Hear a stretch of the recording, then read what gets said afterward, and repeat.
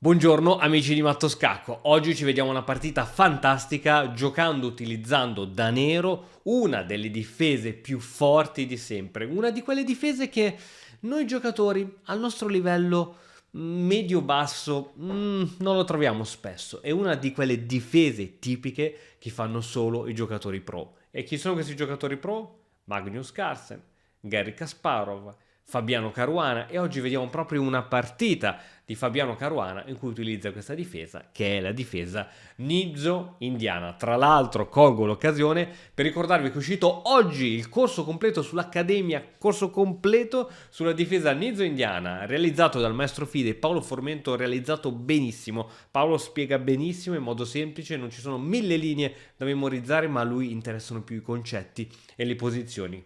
Stiamo cercando di alzare il livello di qualità dei videocorsi di Matto Scacco, quindi ragazzi, se volete accedere alla promozione trovate il link qui sotto. Ma adesso partiamo e iniziamo a vedere questa bellissima partita. Allora, la Nizzo Indiana ovviamente si può giocare contro l'apertura D4 e non contro E4.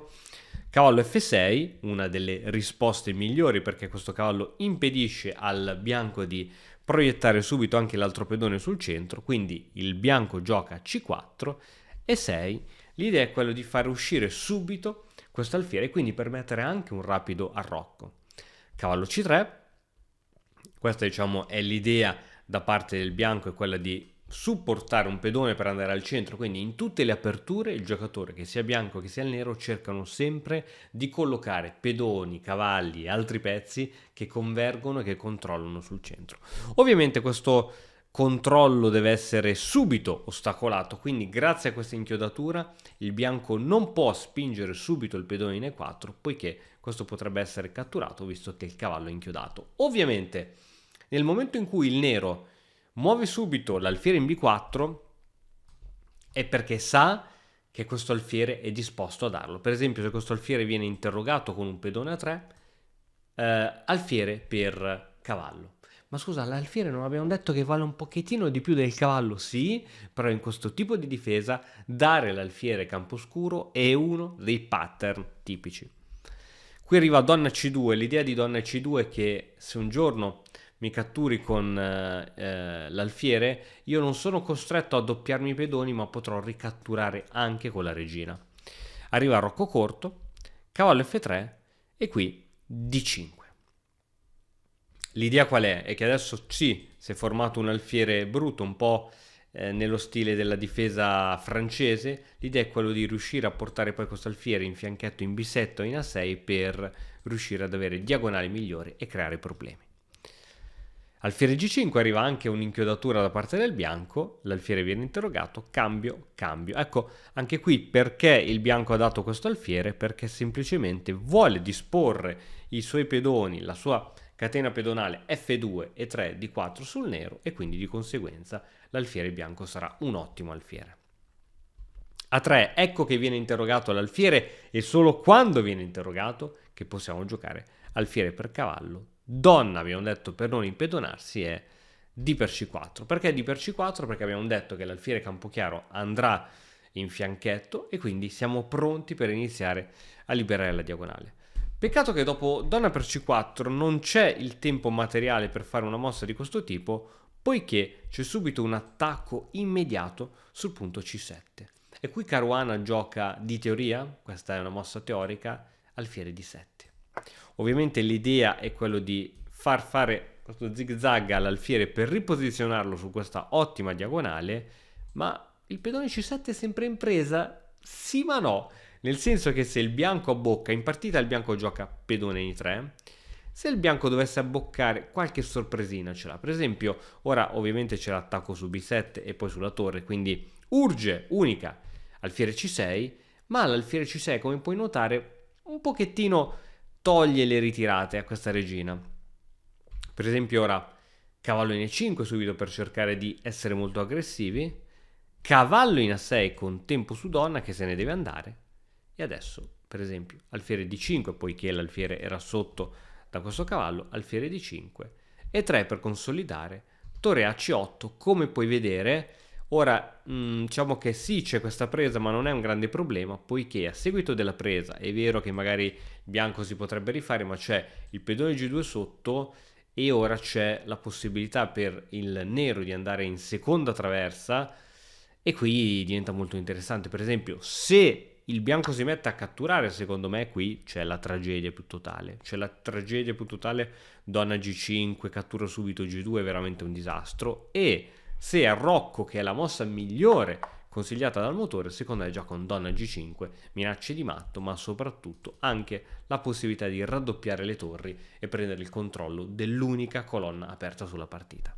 Quindi, tornando indietro, qui il bianco non se l'è sentita di proseguire e quindi ha giocato pedone in E3. Ricordiamoci che il bianco è un grande maestro da 2636 punti, quindi non è il primo che capita e ovviamente sta giocando contro Fabiano Caruana. Qui siamo nel 2022, sicuramente siamo all'apice dello stile di gioco e della forza di gioco di Caruana. Arrivano una serie di mosse, ecco qui che il cavallo che vuole prendersi l'alfiere non si vuole far catturare perché questo dovrebbe essere ora uno dei pezzi più forti del nero, arriva la possibilità di togliere il campo d'azione al nero e qui arriva un controgioco, quindi tempo sulla donna ma anche la possibilità di ritirare questo alfiere se sarà necessario in B7. Donna C3, C5, attenzione che è vero che queste due torri ancora non comunicano ma basterà togliere il cavallo per far sì che comunicano. B4, una mossa molto azzardata, cavallo C6 e ora ci sono tutte le varie scoperte a raggi X su questa donna. Cavallo G4, tempo sulla donna nera, scacco per far avanzare i pedoni del bianco e quindi indebolire la struttura pedonale e adesso la regina che ha fatto il suo compito si ritira e 4 e attenzione che l'alfiere di Caruana non ha più case dove andare ma alfiere per E4, questo alfiere cattura e attenzione che non si può ricatturare. Tuttavia arriva una intermedia se vogliamo D per C5, B per C5, B per C5 e ora H4. Ok, l'idea è facciamo un cambio, mi vuoi prendere l'alfiere, io ti prendo il cavallo. H4, tempo sulla regina, la regina si toglie, ovviamente ciò non è mai possibile poiché sarebbe un cambio. Cavallo in H2 e quel cavallo in H2 potrai ben capire che non è proprio ben piazzato. Ora qui uno si aspetterebbe una ritirata di questo alfiere che è sotto, ma a grande sorpresa arriva cavallo in E5. L'idea è molto semplice, se mi catturi io ho questa, come minimo mi prendo la torre o come massimo ti do scacco matto. Quindi quell'alfiere non può essere preso, tant'è che in partita avviene alfiere in E2. Alfiere in D3, cercando una serie di semplificazioni, torre C1, torre a B8, re in F2, non avrebbe senso a questo punto arroccare più solida re in F2, cattura, cattura. E attenzione, qui metti in pausa il video e ti chiedo di trovare la tattica vincente che farà vincere questa partita al nero. Sei riuscito a capire di che mossa si trattava? Era molto ma molto difficile da trovare, ma stiamo parlando di torre per C5. Ragazzi, ti ricordo che questa è una partita blitz, quindi vedere un sacrificio di torre pieno è tanta roba. Qui il bianco deve abboccare ma arriva torre in B2. Adesso ci sono 3 pezzi in attacco e con 3 pezzi in attacco è molto probabile che ci sia uno scacco matto. Il re va sulla prima traversa e questo permette l'entrata in H3. Come puoi vedere, dopo re in E1, qui la seconda traversa è totalmente dominata e qui ci sono 1000 modi per vincere. Forse uno dei più semplici è fare questi passettini di donna e poi sfruttare il fatto che c'è sia l'attacco doppio, che c'è diciamo la doppia minaccia, quella di attaccare la torre, che quella di dare scacco matto. Questo è uno dei modi. Caruana in modo ultra semplice decide di giocare cavallo di 3 per prendersi la donna e poi vincere la partita, poiché dopo questa cattura arriva questa cattura e il vantaggio di materiale per il nero è troppo. Tuttavia c'erano altri modi per giocare, dicevamo che c'era donna G2, ma anche la spettacolare cavallo per F3.